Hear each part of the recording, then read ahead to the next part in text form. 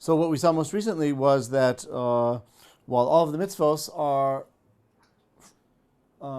clearly in the Torah, either the mitzvos aseh, the do's, or the mitzvos lo taseh, the don'ts, there are a lot of details in each mitzvah which are not explicit in the Torah. And a lot of the effort of the sages was finding scriptural basis for the details of the Torah laws by either explaining a word, or the letter of a word, or the conjugation, or something like this, and in different ways, and through the 13 principles. I don't know if I had a chance to look through some of them, but the Yud Gimel Midos, the 13 principles of learning. These are tools through which the rabbis were able to derive details about the mitzvahs that are mentioned in the Torah. And they're all deraisa, they're all from the Torah, but a large part of the oral Torah is finding scriptural basis for the details of these laws, which they had from Kabbalah, they had from tradition, back to Moses at Sinai. Lumnam, yesh od inyanim acherim shehem takonos min hachazal. However, there are other laws which were themselves decreed by the rabbis, meaning until now he was talking about the rabbis deriving the source for details of the Torah laws, which would make those details Torah laws. Here he's talking about a different sphere of the rabbinic academic activity. Yeah, and that is right, the rabbinic decrees.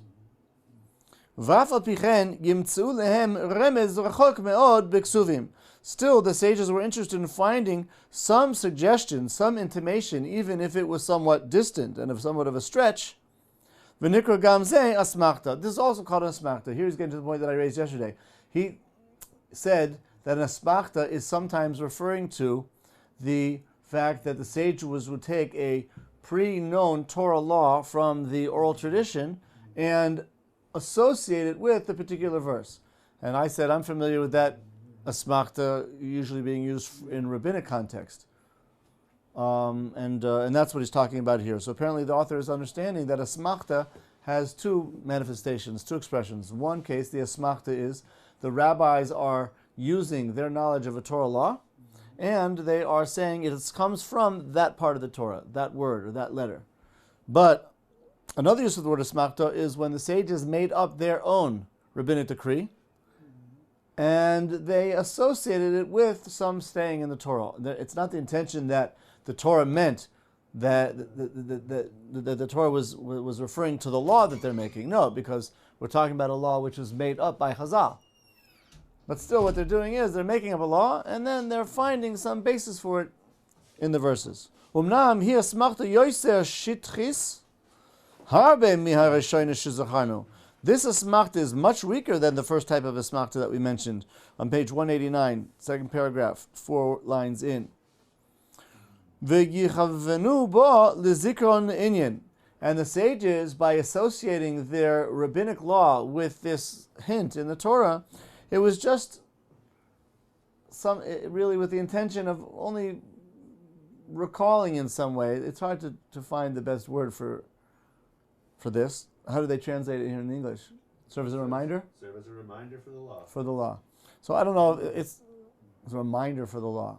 I don't know if that's the best explanation either. But it's an illusion. Aleph, not I. V'lo yichdilu lechaven b'zeh gam ken hiyois afilu zei remez b'Torah. V'lo yichdilu lechaven, they did not refrain from intending with this, even though it is a hint in the Torah. Afal pishu remez rachok meod, even though it's a very tenuous connection. V'al tzad hatzefiyah ba'asidois, maybe it's associated with things having to do with an inkling for the future. Shekol galui lefanav yisbarach, that everything is known before God. V'al kol ramaz, and everything He intended in the Torah. Only here the suggestion is very distant. Since it's not part of the explanation of the mitzvah at all. What he's saying is there are two. Apparently he's saying there are two dimensions to this asmachta. One is it really has nothing to do with the wording. They arbitrarily chose the law. They're allowed to do so, and then they kind of just wanted to somehow. Yeah, there's some very tenuous reference to this in the Torah, but I don't. Maybe it's like a sign from Hashem, like that's an okay takana. So that's the second. That's the second explanation. The second explanation he gives here is that they're saying that it's almost like it's there is the when they did this, the intention was that God made the wording in the Torah this way, knowing that at some point the rabbis would make such a decree, and therefore God already put a basis for that in the Torah from the outset, even though the wording in the Torah has nothing to do with their law, and their law has nothing to do with the meaning of that mitzvah in the Torah. Still, God chose the wording of the Torah in a way which would allow the rabbis to come and make provision for this. So that already is giving it some authority. That I can see. In other words, what they're saying is, right, this is the way Hashem works. This is and Hashem wanted it this way. Hashem wanted us to make this decree, and therefore, in His foresight, He used this wording to make provision for our making the decree. Right. So that already lends more of authority to it. The first side, I really don't see at all. I mean, the Torah itself says, "Don't deter from what they tell you, right or left." Yeah. They have the right to tell you what to do. The Torah endows them with that authority. That's enough. But it's giving them some kind of tenuous scriptural basis for the specific rabbinic laws that they have. It's a nod to the minim saying, like, yeah, well, like you can't dismiss it entirely. You can't dismiss the oral law because look at this. Okay, very good. Yeah, that's kind of complements the point that he was making, that if it's in some way divinely ordained, that gives it more authority. In other words, why they can do it and somebody else can't. That's why it's operative, and you can't deny it in the case of the minim. I like the second explanation. Yeah, it makes more sense. Ullman, yesh od pratei dinim shelo kibulum. There are other details of laws which they did not receive by tradition. Votziu b'darkei hasvara. But they derive them, the sages, they derive the details of these mitzvahs through logic. That's darkei asvara. Or b'darkei midos. Or through the midos. Those are the shloshesei midos. V'efshar sheyichaluku bam. And it's possible that you could argue on these. Ukefi hapsak shehiyeh lemachloikis ken tieh choiva aleinu lishmor v'lasos. And according to the final decision regarding that machlokis, that would determine to what extent the law is incumbent upon us to do. In other words, let's say you have a law which is based on a svara. A svara is logical thinking. I know that the halach, there's such and such a law, and the law has such and such parameters. So given the law and those parameters, I can logically assume or extrapolate that the law should apply in such a case in such a way, for example. That's a svara. It's logic. Now, logic is subject to argumentation. Another sage can come along and say, I have a different way of looking at it, which might also be logical. So now you have a machlokis. It might be a two-way, three-way, four-way machlokis on a svara. How should we apply this Torah law? So the Gemara has a way of working out what the practical law is, and that's what's operative. But since it's svara, it's not something which is arbitrary, and it can be challenged. Would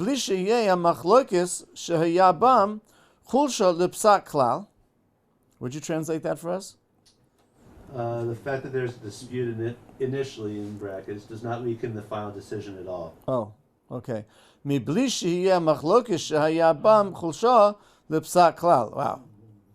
That's a good reading of it. I mean, it's very obtuse. Yeah, that's exactly. But the point is that the fact that there was a machlokis does not weaken the authority of the final decision at all. Because this is how God commanded us. When there's a machlokis regarding the laws of the Torah, the matter should be decided in Beis Din. And what is ultimately decided by Beis Din, that will be guarded. That has to be guarded as the Torah law. So there might be a difference of opinions, but once it's actually been decided upon, that decision becomes the meaning of the Torah. It's very interesting because a lot of times, even like myself, I would say oh, what if they got it wrong? But it seems like there is no wrong opinion. It's the one they choose. That's what eventually. That's what. Yeah, that's an interesting way of putting it. The definition of right. It doesn't matter. That's right. the majority's decision or the way in which it's That is the decided right is decision. is the right decision. Right. Yeah, that's Separating between those two. Like, since you have, let's say, 4 approaches and they're all logical, right? Right. They all make sense, so they're all right in their own light, but Right. they're still different. So which is the right one? The right one is the one that's decided. I mean, that's the Torah law. The Torah law is the right You're just one saying, is the "Oh, one I that's think this decided. one makes more sense. Yeah. They're just saying it's not decided because it's right because it's decided. Yes, Is there room for appeal after that? that's a good way of putting it. Right. Yeah. Is there a way to reverse in based in? Is there a way to reverse what they choose? At No, then there's the famous Gemara, Lo b'shamayim hi, that the sages, there was an argument about a particular type of an oven, which became impure, and what would be necessary to do in order to purify this oven. And it was Rabbi Eliezer, I believe, against the sages, and he brought upon, if I'm right, the water should stop, and it did. If I'm right, the wall should fall. It did. And still, they said to him, "You're wrong. Why? Lo b'shamayim hi." Right? You can't call upon these heavenly signs to show what's right. Right? It's been decided. We, the sages, the majority, have decided that this is the halacha, and that's what's accepted. That's the one that's operative. Isn't there like a voice that Which almost kind of calls into question a little bit what we said before. It's not that it's right because it's not that it's decided because it's right. It's right because it's decided. Yeah. Here, the rabbi was calling upon supernatural, divine indication Right. that he was right. Mina shamayim, he was right. And the sages say, no, the Torah is not in Shemayim. The Torah is here. And the way it's decided is what we decide. Right. And therefore, right, it's almost like, I remember this story. He calls down a voice. And the Yes, voice, yes, the I've Bas heard call. it before, and Yes. I thought of it as it showed. Now it makes more sense to me. and they're saying, it's lo b'shamayim hi. Even if you're right, that's in Shemayim. But here it doesn't work that way. Here, what's right is what we decide. That's what's right. And God was bound, as it were, by that. Right. It says like my children. So the wall was like leaning; it didn't fall. Yeah, what was that? No, he says like my children. Nitzchuni banai. Yeah, my children have what? Have Won over me. Yeah, beat me. Nitzchuni banai.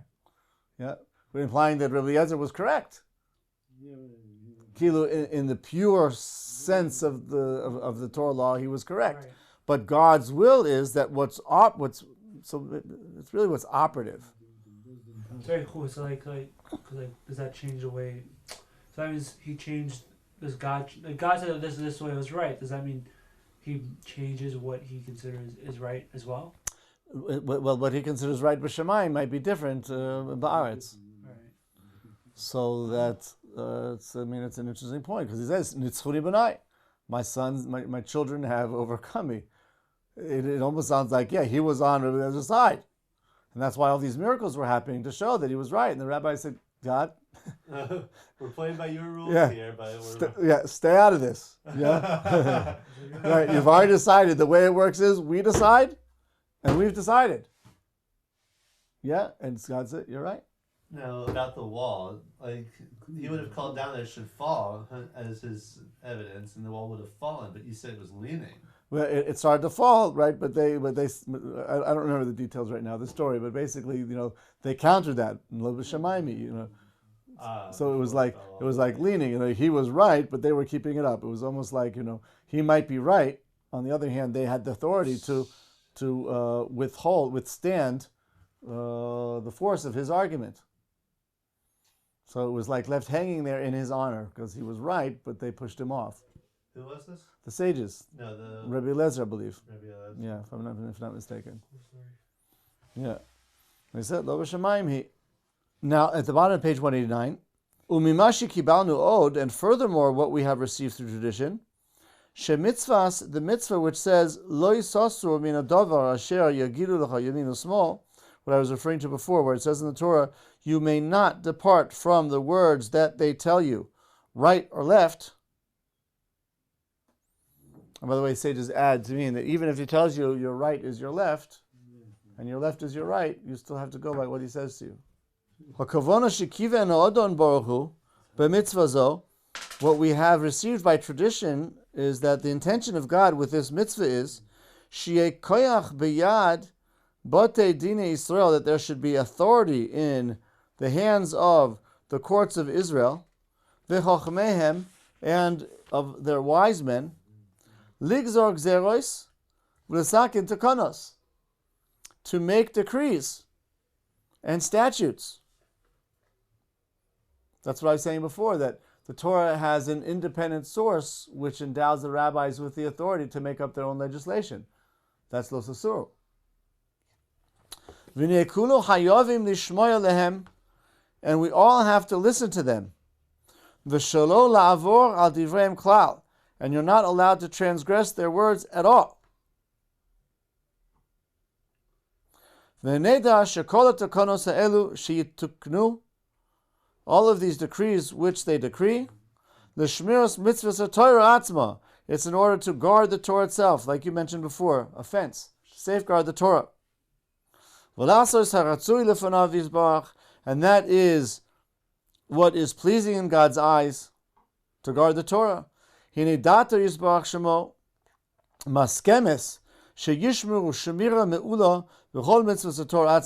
Certainly God wants people to guard, so very strongly safeguard all of the mitzvahs in the Torah. So I have a question. Like, I know they have the ability to apply takana, but do they have the ability to repeal them?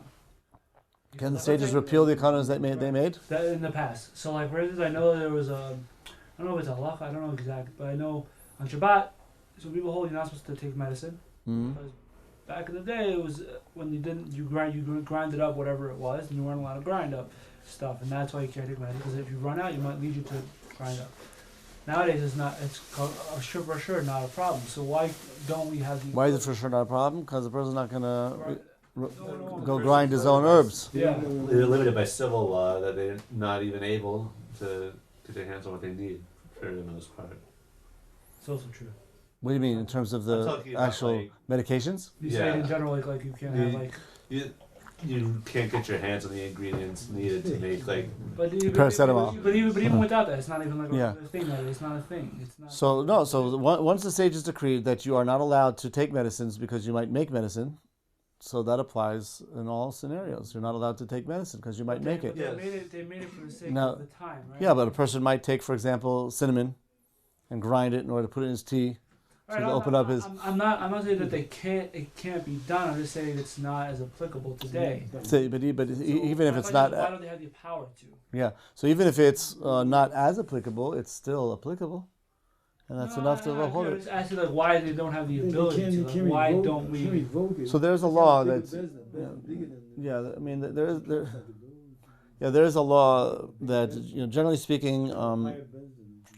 A law that is made by the Rabbanan cannot be revoked by Rabbanan unless they are more authoritative, larger, more authoritative than the Beis Din that made it. And therefore, no Beis Din really has the authority to uproot rabbinic law because no Beis Din is as powerful, as authoritative as Chazal. Your question might be, however, could Chazal make the decree from the outset, a priori? We're making this decree as long as it's applicable, but if it's not applicable, then it will be revocable. That would fit a great. Yeah. So I'm not aware of that really happening, but there is a default way, which is that if the sages made a decree, but the decree was something that was not accepted by the community, so that decree actually never became incumbent. And an example of this is... So people have the power also. Yes. So in a way, it's almost like the people have the power to veto. Yes, to veto the decrees of the Chazal. Basically, the idea is that if the decree is not, the point is that the Jewish people are not going to rebel against the rabbis. Taking a little bit of load off, so when it comes on, it might be a little stronger. So the point is that that if the Jewish community did not accept upon themselves Yirmiyahu, the law, it's a sign that the law itself was wrong. It was too much. It's a davar she'en tzibur yichol la'amod bo. The sages put too much of a responsibility on the community, and the proof is the community could not accept it and live by it, which is a sign that it was wrong in the first place. Did this happen? And therefore, it's almost like it's not that it was uprooted. It was just never took effect. So an example of this would be the rabbinic requirement or the rabbinic prohibition to learn Torah, for example, or pray, or be involved in things involving holiness when a person is what we call tamei keri, which is impure as a result of a seminal emission. A man or a woman who has a seminal emission, how does a woman have a seminal emission? After intercourse with a man. She can also have a seminal emission. Right. So whether semen leaves the body of the man or a woman after intercourse with a man, they become what's called tamei keri. And as far as the Torah is concerned, that is a Torah form of tuma, but it doesn't prevent the person from learning Torah. It would prevent a person from going onto the Temple Mount. It would prevent a person from coming in contact with with truma. But it would not prevent a person from learning or from praying. The sages come along and said, we are rabbinically prohibiting people from learning Torah or praying after semination without going to the mikveh. They got to go to the mikveh first. Tukanas Ezra. Yeah. And nowadays. And that was never accepted unanimously on the Jewish people because it was too difficult for people to do. It was too difficult to get the water, to go to the mikveh, and so on. So that the owner of Talmud Chachamim should be from Friday night to Friday night, once a week. So, but nowadays we don't. Oh, but that decree was too hard for the community to accept, and therefore it was never widely accepted, and it was abrogated or it was revoked. In that, it was revoked de facto. It's not like anybody made. Yeah. It's not that it was like anybody made the active decision to revoke it, but it was simply. It never took into effect. It was uprooted on its own because the community never accepted it. But nowadays I know, what do we hold on Tumah in general? Like, I know we hold like that we're all Tamei, like by. That's true. Tumas Mes, for example. So is that? But that doesn't prevent It prevents us from going on the Temple Mount, pretty much. Yes. Well, no, it actually doesn't. It doesn't. That's a kind of misconception. Tamei Mes is allowed onto the Temple Mount. The truth is that what we were talking about, the Tumas Keri is more of a problem than Tumas Mes. Tumas Keri is more of a problem than Tumas Mes because you're not allowed to go anywhere on the Temple Mount Tumas Keri, but you can go nearly everywhere on the Temple Mount with Tumas Mes. You're just not allowed to go in the place of the temple, the actual building of the temple. But the Temple Mount, what's called Har Bayit, anywhere around the temple, you're allowed to go Tumas Mes. In fact, you're allowed to bring a dead body on the Temple Mount. So it's when somebody walks in. Yeah. Just a question. So when somebody walks to the temple, he's not allowed to because he's Tamei. You're not allowed to walk on to the Temple Mount because we don't know exactly where the temple was. But if you knew certainly where it wasn't, then you could go there theoretically. Right, but what happens if somebody walks to the base of Mikdash, he's Tamei. Does the base of Mikdash become Tamei, or is he just doing an Avera? No, he's doing an Avera. No? Okay. It's correct? Yes. Even right now, if we go. Yes. Wow. Wait, well, I mean, A lot of people. If you go, but we're talking about specifically if he goes on the Temple Mount in the place where the temple was.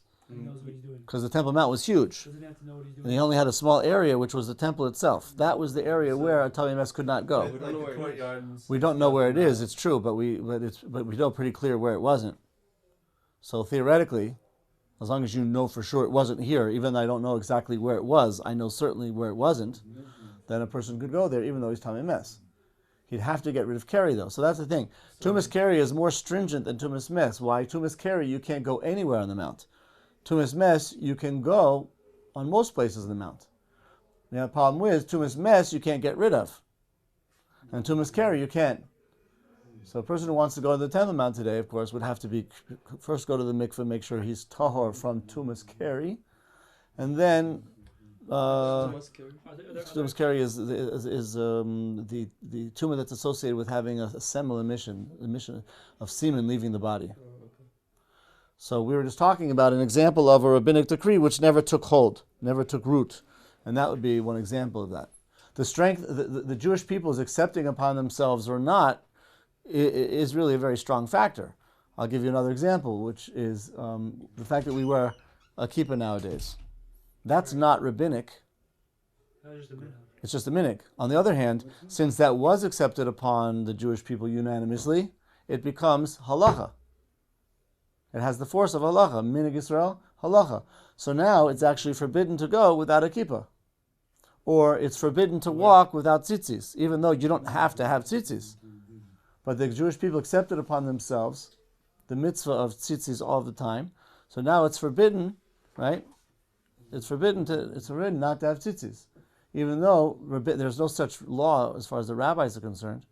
So you see that what the Jewish people accept upon themselves is very strong. It has the ability to prevent a rabbinic law from taking effect, and it also has the ability to bring upon themselves a custom as if it were the halacha, all by virtue of the fact that the Jewish people either acted upon it or they did not. So what the sages are doing is they're using their authority to make laws which are intended, as you said, like as perfective fences around the Torah. The Torah says, don't light fire. It doesn't say you can't play with matches, just don't light fire with them, yeah? The rabbis came along and said, muktzeh, you can't handle it. Why? Because if you handle it, you may come to light it, right? So here's an example where the rabbis added additional restrictions to the Torah for the purpose of safeguarding the Torah. And he's saying here that since God wants people to take the Torah very seriously, he is pleased with the rabbinic decrees that safeguard the observance of the Torah. Can the sages uproot a law from the Torah? Right? You said, can the sages uproot their own law? Right. Can they uproot a law from the Torah? Of course not. They can't uproot their own. They can't rescind their own decree. Now, theoretically, they could rescind their own decree. I mean, if you had a Beis Din that was more authoritative than the one, then they could uproot it. So I'll give you an example where they uproot a Torah law. Okay, I'll give you an example of the Torah law. Yeah, Torah says, blow shofar in Rosh Hashanah. And we learn from the verses that you're supposed to blow shofar in Rosh Hashanah, even if it's on Shabbos. Shabbat, yeah? Yeah? Sages come along and says, Rosh Hashanah falls on Shabbat, no blowing the shofar. What do you mean? God says blow. Yeah, we say no blow. So they have now effectively uprooted a law from the Torah. God says the mitzvah to blow shofar on Shabbat. I mean on Rosh Hashanah, even on Shabbat. Sages say, Rosh Hashanah Shabbat, Something different. no shofar. Well, first of all, let's say, what's the reason for this? What? Right. So what they were concerned about preserving the law, right? What were they concerned about?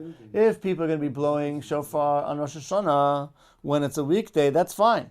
They can take the shofar wherever they want and blow. However, when it's on Shabbat, God said you blow the shofar even on Shabbat. He certainly meant you should blow, but he would never let you carry it from one place to another in order to blow. He would require you to prepare it where you need it and make sure that it's there, that when you come to shul on Shabbat, it's there for you. What happens if you didn't prepare it? Yeah? So somebody might come and carry it in order to blow it, and it turns out to fulfill the mitzvah, he does a very serious avera. Yeah? So sages said, in order to uphold the laws of Shabbat, we suspend the law of shofar. Now, that's pretty far-reaching, because how likely is it that somebody gets so embroiled in the mitzvah of Rosh Hashanah, yeah, and also forgets the shofar in the shul that he's going to go carry it in order to blow? Probably not that common. Yeah? Maybe one in a generation, once in a lifetime. Somebody, how often? I don't know. How often is it going to be?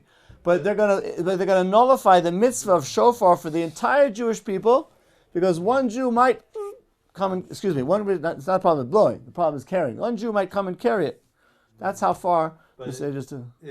It meant that if, with the Torah law in place as it was, if you did forget, then you were guaranteed to either not complete the mitzvah, which is an obligation, or commit the avera of carrying. Right. So it completely, it's a protection. It's a fence around. Yeah. Okay. But still, how do they have the right? Because of the suspicion that somebody might transgress, they suspend the entire people from the mitzvah. Anytime Rosh Hashanah is on Shabbat, that's pretty heavy. How can they do such a thing? So here, the distinction that you kind of were getting at, and I think you also were kind of getting at, is that there's a difference between, it's not like, how'd you put it, going against the Torah. They're not going against the Torah. Going against the Torah means the Torah says, yeah, do this, and you transgress it. That's going against, if you transgress. They're not telling you to transgress. What they're telling you is, don't do. They're saying refrain from blowing. If they came and told you to do something the Torah says don't do, then they'd be going against the Torah. That they're not allowed to do. That they don't do. But what they will do is they'll suspend a law, and that's called shev v'al ta'aseh. Shev v'al ta'aseh means passively refraining from fulfilling the mitzvah. But the sages never go so far as to say you should actively transgress an avera. That they don't do. So they have the authority to say, God says do, we say refrain from doing. But they'll never says, God says don't, and we'll tell you do. That no. Unless there are like extreme scenarios where we say, Eis lasos Hashem hafer Torasecha, which is, it's time, like in doing God's will, we're going to have to transgress the Torah. It's almost like an avera l'shem shamayim. Yeah, and that's something which there is also room for that, but it's very uncommon. One example for that would be related to what we're talking about here, which is the oral Torah. God says, don't write the oral Torah. It's oral. The sages came eventually and wrote it down, and there was a prohibition doing that, and they justified it by saying, "Eis lasos Hashem hafer Torasecha." We have to do for God by transgressing the Torah. God said, keep the Torah oral, but that's as long as there's not a concern that it could be forgotten. But since it could be forgotten sometime in the future, we're going to transgress and write it down now for the preservation of the Torah. And what about that? And that would be an example. The missing Gemara. That was just a forgery. So, but does that not leave a gap where another Gemara should be? Well, we just don't have the Gemara there. It was lost. It was lost. We don't have the Gemaras. What Gemara? We're talking about the Gemaras, and there's several Masechtas in Shas that we don't have. We only have the Mishnayos, but we don't have the Gemaras.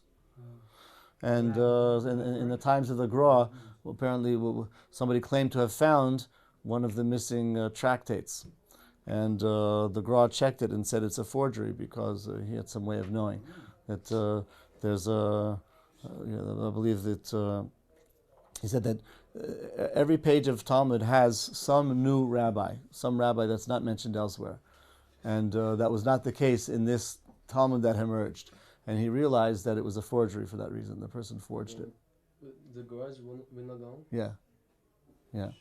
Okay. The only problem he found, the person must have been pretty smart. Somebody made that point. In other words, the person said, "But you couldn't tell in Lumdis that it was not as intricate as a normal piece of Gemara." Anyway, that's the Maisa that I'm familiar with.